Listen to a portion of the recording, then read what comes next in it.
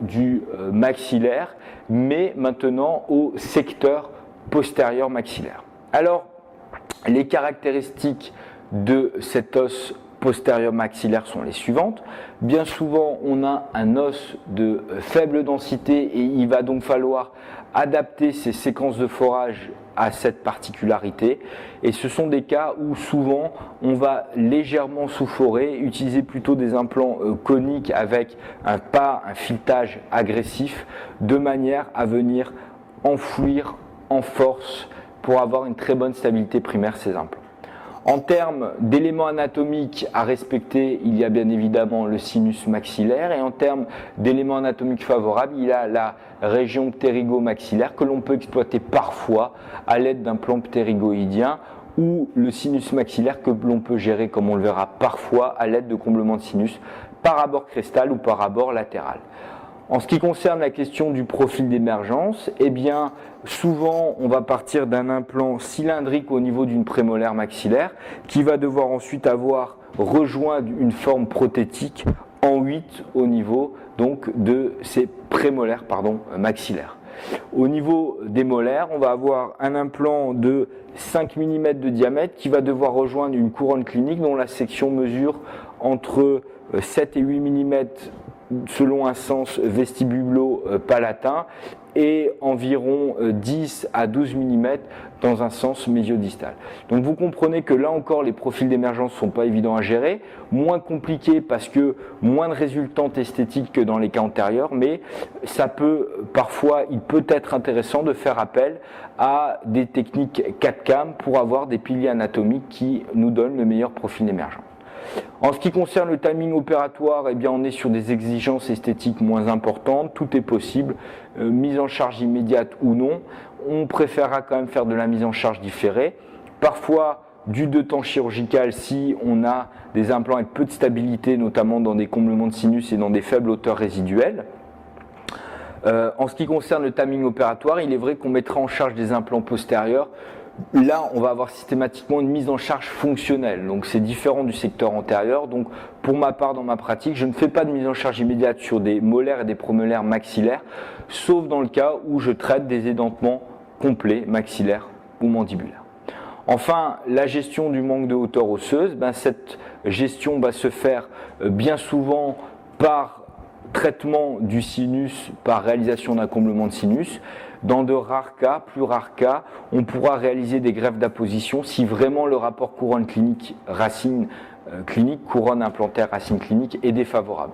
Mais même dans le cas où il est défavorable, on multipliera peut-être le nombre d'implants et on réalisera uniquement des comblements de sinus qui sont plus faciles à réaliser que des greffes d'apposition. Alors les éléments du choix, eh bien d'une manière générale, quand il va manquer une dent, on va mettre un implant. Contrairement au secteur antérieur, lorsqu'il va manquer 2 dents, eh bien on mettra 2 implants parce que là les contraintes sont bien plus importantes.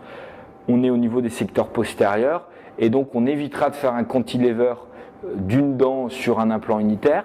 Lorsqu'il va manquer 3 dents, on posera souvent 2 implants, un petit bridge suffit. On pourra éventuellement mettre 3 implants dans les cas mécaniques défavorables. C'est moins gênant que dans les cas antérieurs, puisque même si on n'a pas de papilles, on est dans des cas mécaniques défavorables, donc souvent dans des grandes hauteurs, et donc ce sont des cas où il n'y a généralement déjà plus de papilles, où le patient ne découvre pas trop, et on laissera juste une petite embrasure pour pouvoir passer une brossette. Et dans le cas où il manque 4 dents, je trouve que le plan de traitement idéal est de faire 3 implants, 2 implants pour 4 dents, c'est relativement défavorable d'un point de vue mécanique. 4 implants, ça peut être envisageable, mais à ce moment-là, on pourra réaliser 2 implants solidarisés 2 à 2. Les autres éléments du choix, c'est pour savoir si on fait 1, 2, 3 ou 4 implants, ça sera la hauteur et la densité osseuse et l'occlusion.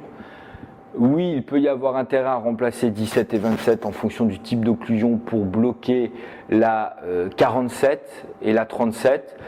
Maintenant, tout ça s'évalue avec le patient et en tous les cas, en fonction de savoir si on a des patients en classe 3, si on n'a pas un bon guide antérieur, on va peut-être être amené à multiplier le nombre d'implants pour remplacer le nombre de dents manquantes. Au niveau de ce secteur maxillaire postérieur, eh bien, les hauteurs osseuses que je vais vous donner, les indications que je vais vous donner sont très générales. Au niveau de la 14, on va pouvoir retrouver des volumes osseux entre 9 et 15 mm.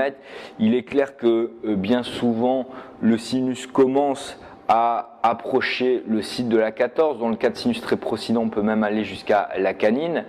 Au niveau de la 15, on va avoir des hauteurs osseuses en fonction de la procidence du sinus de 5 ou moins à 10 mm. Au niveau de 16, on peut aller de 1 à 10 mm. Il est rare d'avoir plus de 10 mm. C'est de la chance, c'est intéressant, mais c'est très rare. Au niveau de 17, c'est la même chose. Au niveau de 18, on peut avoir un peu plus de hauteur, de 8 à 15, en fonction du volume résiduel de la tubérosité et éventuellement avec une angulation légèrement mésiale de l'implant, on pourra aller s'ancrer avec des implants relativement longs. Donc quand vous avez peu de hauteur, eh bien, soit on mettra des implants courts, soit on réalisera des techniques de Summers, soit des comblements de sinus, soit des implants ptérygo-tubérositaires. Et ces éléments rajoutent encore au choix du nombre d'implants que l'on va utiliser pour traiter ces édentements. Un exemple de technique de Summers réalisé uniquement dans ce cas-là avec du PRF, vous pouvez voir qu'on a ici un volume de PRF et une légère résorption de ce volume avec le temps, mais en tous les cas une régénération osseuse entre ces deux implants de plusieurs millimètres. Maintenant, un comblement de sinus, voilà ce que ça va donner. Ce sont des abords latéraux qui sont réalisés par un abord de type Cadwell-Luc et on va arriver à gagner des volumes beaucoup plus importants. Il est vrai qu'avec le temps, une fois qu'on maîtrise l'abord latéral, on va plutôt avoir tendance à réaliser des abords latéraux plutôt que des techniques de Summers et ça permet à la fois de voir ce que l'on fait, de mieux maîtriser les perforations, les déchirures de la membrane sinusienne et de pouvoir recombler des volumes importants en une seule chirurgie.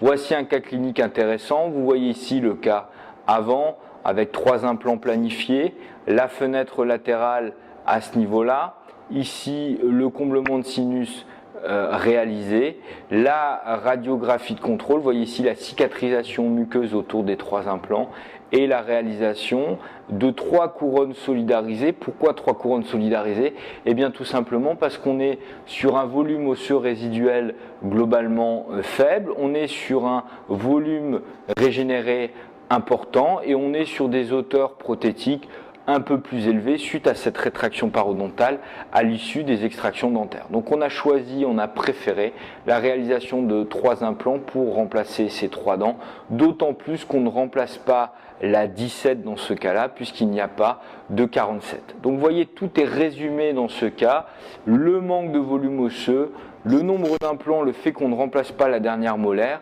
et la solidarisation de ces couronnes avec les implants. Vous comprenez donc qu'au niveau de ce secteur postérieur, soit on va venir réaliser, comme je vous l'ai dit, un implant pour une dent manquante, soit un petit peu moins d'implants, et il ne sert à rien de rentrer dans le détail. L'ensemble, les grandes notions de ces plans de traitement, je vous les ai déjà données sur les diapositives précédentes et vous comprenez donc que ce cas va être géré en fonction